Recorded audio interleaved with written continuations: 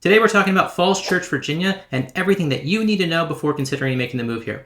Hey guys, James Reed with TTR Sotheby's International Realty covering DC, Northern Virginia, as well as the Maryland suburbs. And today we're going to go over Falls Church. We're going to cover housing, cost of living, things to do, as well as the rapid growth and development that has been going on the past few years in Falls Church and what is moving forward. So stick all the way to the end for that, and we're going to get started right now.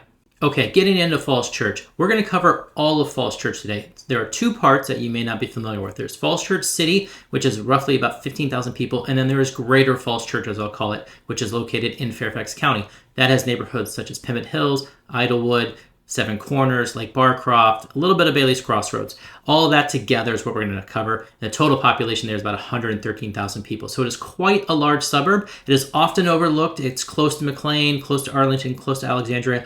Often could be considered a bridesmaid because people glom to those areas more than Falls Church. But Falls Church has a lot to offer, which we're going to start with right now. If you are a commuter, you're going to be happy to know that it's home to two metro stops. You've got West Falls Church and East Falls Church, both which have parking. East Falls Church is technically in Arlington, but it's right up against the edge, so it still holds the name. Now, do you need a car in Falls Church? Yes and no. So if you're in Falls Church City, technically, I would say you don't need a car if you're going to live in the downtown section with one of those neighborhoods where you can walk to all the neighborhood shops, bars, grocery stores, all those things. But if you're going to be in Greater Falls Church, say like Pemmott Hills or Seven Corners, I would highly recommend you get a car. You are close to some things, but not everything, and you're going to want a vehicle. Hey guys, if you find any value in this content, do me a favor, hit the like button. That will tell YouTube to push this content out to more people just like you. Okay, getting into cost of living and housing available to you in Falls Church. Cost of living will seem higher here than the national average. If you look at it with me here, you can see it's 55% more expensive than the national average for just general cost of living. Housing availability here is quite a mix. So it's predominantly single-family homes followed by townhouses and a bunch of condos. The median price points you're going to see here for condos are $290,000, but there are some luxury ones that have approached $1 million. You've got townhouses at $686,000 and single-family properties at $857,000, with a prevalence towards teardowns in some neighborhoods. There is a mix, though, of affordability, so there's certainly single-family homes priced lower than that, and certainly some that are much more than that. If you go to Pemmott Hills, for example, you'll see original properties at or below the median price, and then you've got teardowns that are exceeding $2 million in that neighborhood. Lake Barcroft, if you want beachfront access, you've got that as well. The median price point there is above $1 million, some are $2 million. But then you've got neighborhoods like Greenway Downs. Greenway Downs is great in terms of established neighborhood where the price point is at or below the median. For Falls Church as a whole, it's a very eclectic mix of ranches and ramblers. I find Falls Church to be certainly an affordable option for Northern Virginia. It's not cheap, but compared to the rest of the region, in my opinion, it's one of the more affordable burbs when it comes to housing. Okay, getting into schools. Now, Falls Church City has the #1 ranked school district according to niche.com in the state of Virginia. And if you're not in Falls Church City, you're going to be in the greater area of Falls Church, which falls into Fairfax County, another highly ranked school district in the state of Virginia. But just know that there are some areas of Falls Church that zone to, say, Mclean schools, and those areas are very popular, very competitive right now. They're located mostly in Pemmott Hills. But I would caution you if that's a strategy of yours of moving to Falls Church to, say, get into Mclean schools, because Falls Church is a little bit more affordable than Mclean because it is constantly getting rezoned and boundaries are getting redrawn. So just know that I don't consider that a very soundproof strategy for you. If you want to do that, that's great. We can check boundary locators, but I would check with the school board to see where the zoning is at and where it looks like it's moving forward.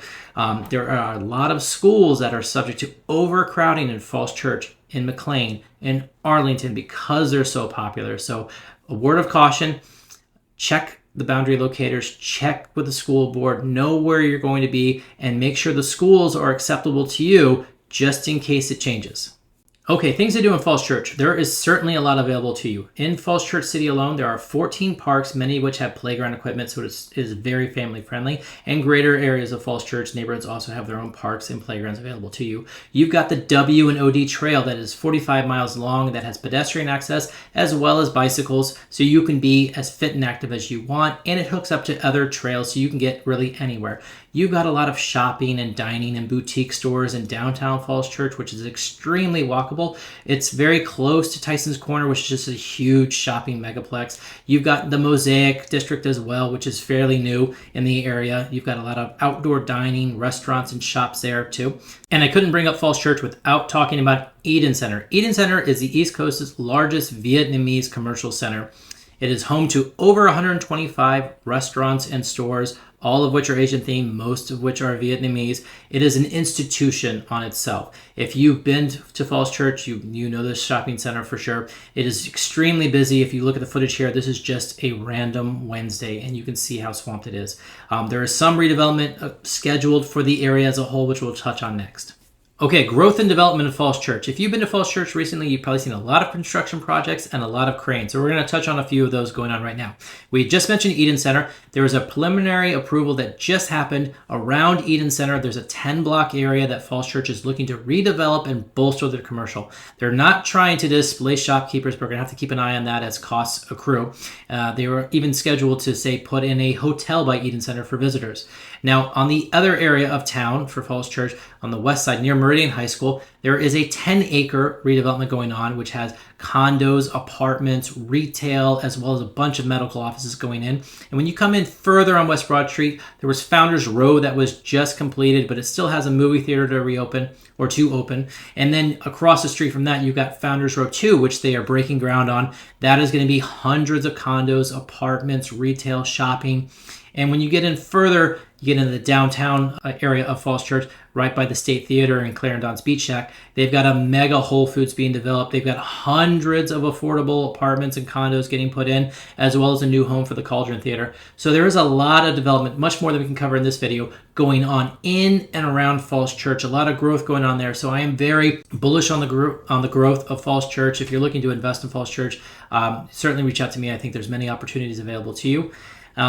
Now, if you have any questions about your specific situation, about your possible move to Falls Church, if there's other areas that you want to talk about that I didn't touch on, feel free to reach out to me directly. My contact information is in the description box below. And until next time, I hope to see you around town.